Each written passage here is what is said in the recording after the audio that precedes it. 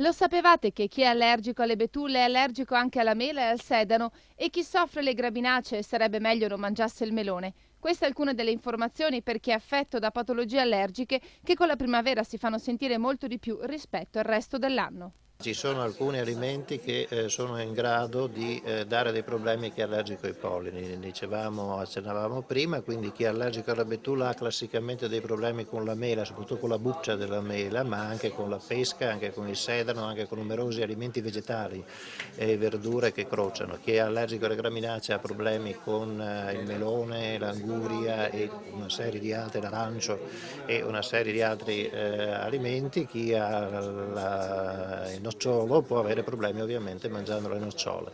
Le arachidi sono spesso crociate con tutto questo, la frutta secca è quella che dà le reazioni più importanti soprattutto nei bambini, quindi bisogna stare attenti anche se uno è ghiotto di arachidi. L'ARPA del Veneto sta monitorando costantemente la presenza dei pollini nell'aria e le spore fungine che provocano allergie attraverso delle vere e proprie stazioni captaspore presenti sull'intero territorio. Informazioni utili si possono trovare all'interno del sito dell'Agenzia per la prevenzione e protezione ambientale.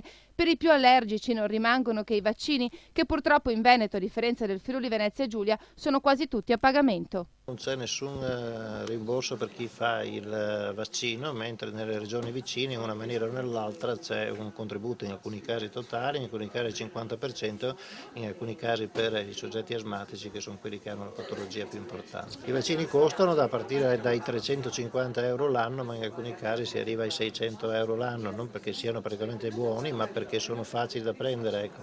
Non è che siano più buoni degli altri, è che avendo un vaccino che uno può farsi in casa per via sottolinguale, quindi molto più comodo che andare dal medico almeno una volta alla settimana a farsi una puntura che non tutti gradiscono, ovviamente anche la tecnologia per fare tutto questo ha un costo.